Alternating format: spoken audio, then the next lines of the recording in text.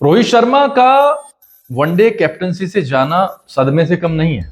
जिस तरीके से क्रिकेट में घटनाएं घटित होती हैं उनमें सबसे दुखद स्थितियों में से ये एक है, क्योंकि रोहित शर्मा के जितने भी इंटरव्यूज आप देखेंगे 2023 के वर्ल्ड कप फाइनल हारने के बाद से उसका फोकस सिर्फ एक ही जगह पर था, वो था वर्ल्ड कप की ट्रॉफी।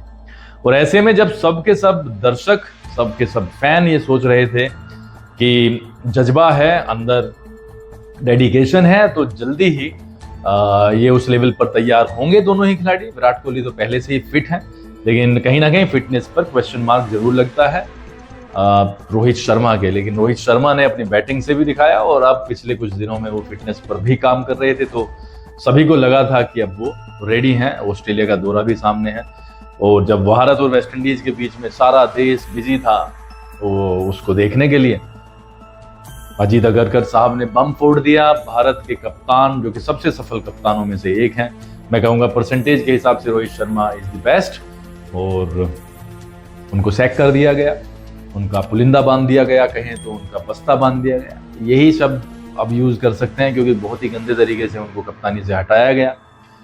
अब इस पर तरह तरह की प्रतिक्रियाएं आ रही हैं।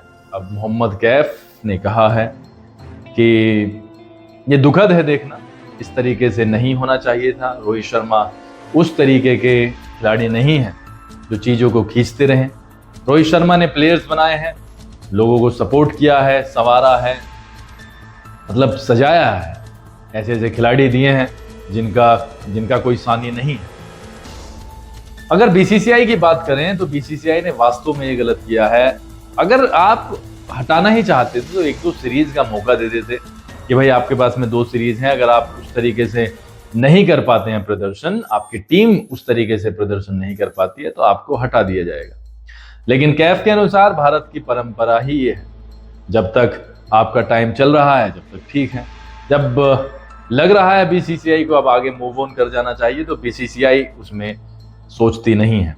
एक और बात कही है मोहम्मद कैफ ने, जैसे कि मैंने जिक्र किया कि भारत में लोग जब अपने समय पर होते हैं, पीक पर होते हैं, तो वो खींचते हैं, लेकिन रोहित शर्मा ने ऐसा नहीं किया है। रोहित शर्मा ने मतलब सेल्फलेस क्रिकेट खेला है, हमें दिखाया है 2022 के बाद से कि किस तरीके से टीम को लीड किया जाता है, और हम सबने देखा है उन्होंने ना तो 50 की परवाह की, ना ही की सेंचुरी की परवाह, ना ही ये परवाह की कि सामने कौन बॉलर खड़ा है। वो आए, वो छाए, और उन्होंने एक तरफा मैच रखे, चाहे वो मिचेल स्टार्क बॉल कर रहे हो या कोई भी अंतर्राष्ट्रीय, चाहे कितना भी उच्च स्तरीय बॉलर हो, उन्होंने सभी के ऊपर छक्के लगाए, चाहे वो मिड ऑफ के ऊपर से, लॉन्ग ऑफ के ऊपर से हो, कवर्स के ऊपर से हो, या उनका पसंदीदा शॉट। रोहित शर्मा की लेगेसी को चैलेंज नहीं किया जा सकता, ना ही मैच किया जा सकता है। शुभमन गिल को शुभकामनाएं हैं, लेकिन उनका जो लेवल है, रोहित शर्मा का जो लेवल है, उसको भर पाना, उसके बराबरी तक पहुंचना वास्तव में चैलेंजिंग होगा। भारतीय टीम को शुभकामनाएं, लेकिन जो भी हुआ वो गलत एग्जाम्पल सेट करता है, ये गलत कल्चर है। अगर एक खिलाड़ी ने आपको 16 साल 17 साल दिए हैं कैफ के अनुसार, तो उसे 1 साल का मौका मिल जाना चाहिए, या 1-2 सीरीज का मौका मिले, ताकि वो अपने आप को ये प्रूव कर पाए कि age is just a number, और मैं करके दिखाऊंगा। अनफॉर्चुनेट है, बट क्या करें, लाइफ गोज ऑन, लाइफ चलती रहती है, क्रिकेट चलता रहेगा। Rohit Sharma as a batsman I know वो अच्छा करेंगे, देखते हैं फ्यूचर में क्या क्या चीजें।